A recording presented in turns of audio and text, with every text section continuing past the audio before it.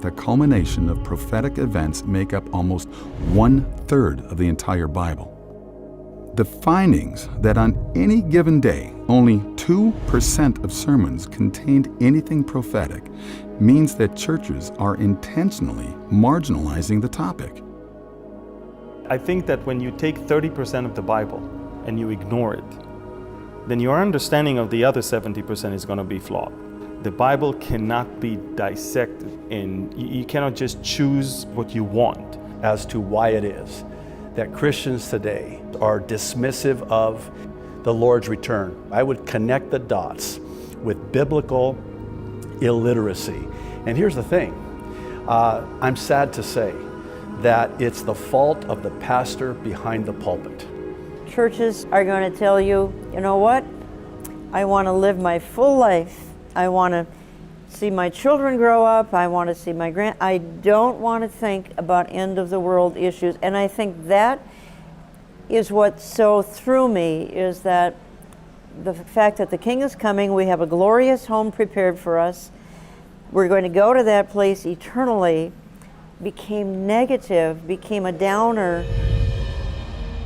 But the bigger problem is that you cannot remove prophecy from the Bible without also removing the return of Christ. I absolutely believe that the rapture is a fundamental belief in Christianity. Eschatology, Bible prophecy, is of paramount importance. Nearly 1/3 of the Bible is prophecy. So you cannot have the whole counsel of God without also having the prophetic word of God. It's the gospel.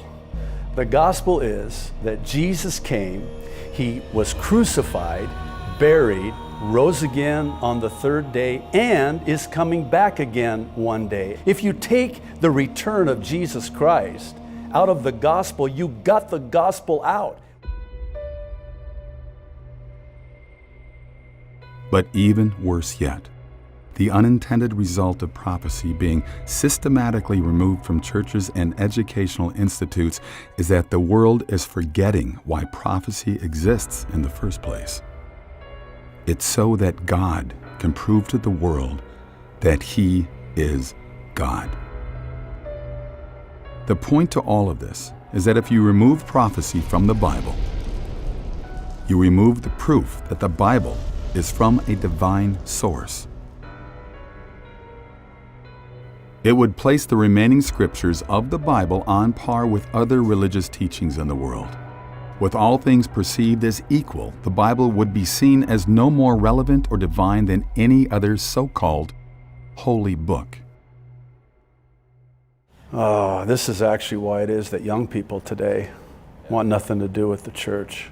That the number one reason that many today don't believe is because there's no evidence. You know what's interesting is Jesus said, I have told you what's going to happen before it happens, so when it happens, you will believe that I am. Right.